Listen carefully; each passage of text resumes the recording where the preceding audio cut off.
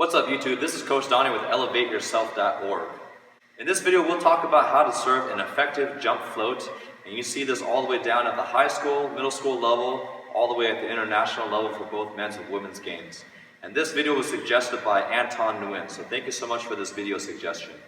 If you haven't seen the video regarding how to serve a standing float, please click the link up here on my right because it will reference a lot of the same terminology and techniques that will allow you to serve an effective float serve. Before you have an effective jump float, you need to make sure you have an effective standing float serve first. There are 3 types of jump float footwork that you can try out, and I'll go over each of them and how to do it for each one. The first one is the two-handed toss, and what I've seen more common in the men's game. Usually it's done with a 3-step approach, but you can add more steps if you want more momentum. In this video, I'll just show a 3-step approach version. You start with your left foot back. You take a step with your left foot with your hands holding the ball. You toss it. Then you take your last 2 steps and you put your arms up in a jump float position.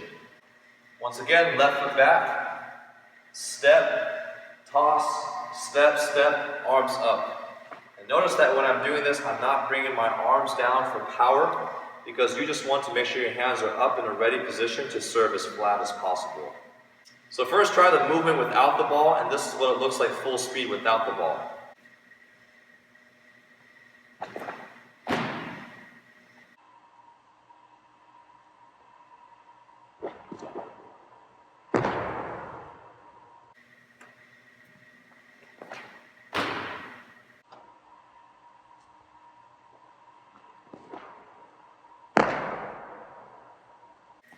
If you want to work on your timing, you can just catch it at the peak.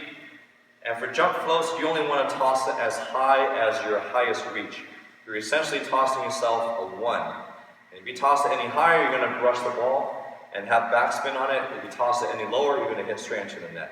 So it is a challenging movement, but if you practice a consistent toss, there's no reason why you can't have a consistent serve. Now we'll try it with the ball, and if you want to work on your timing, just catch it at your highest point.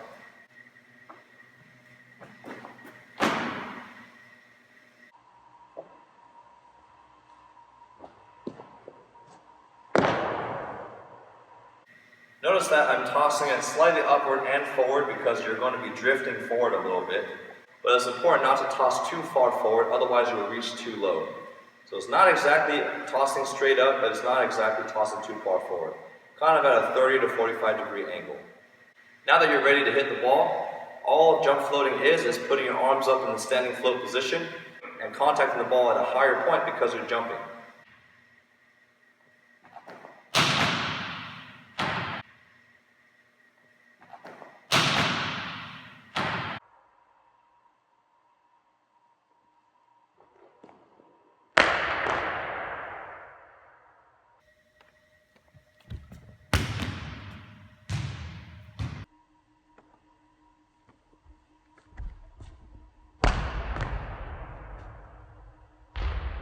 Now we'll go over what it looks like to have a one-handed toss. This version of the one-hand toss allows you to jump off of both feet, which is very similar to your spiking footwork. Here you can start with your left foot back or in front. I like to start with my left foot back because it allows me to get more momentum. And you're going to start with the ball already up in position. Step, toss, step, step, and my arm's already up, and then I just follow through and freeze to my target just like my standing float.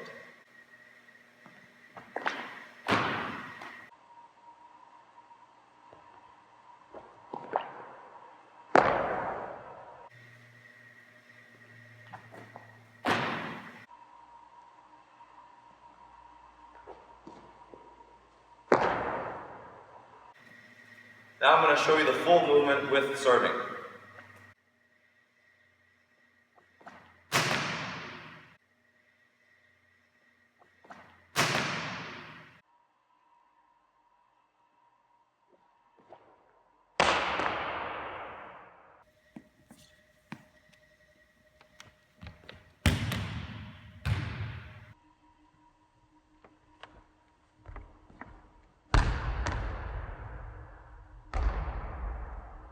A great athlete who does this is Courtney Thompson from the USA national team. Go ahead and look up some of her serves.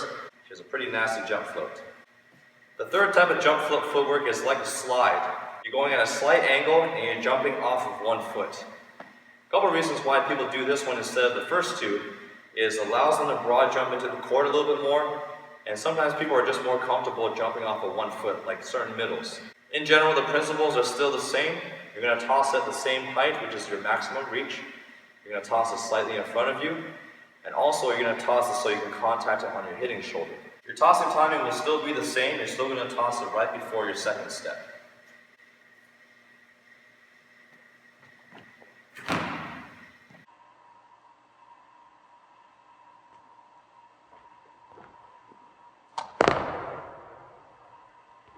Now this is what it looks like to actually serve the ball.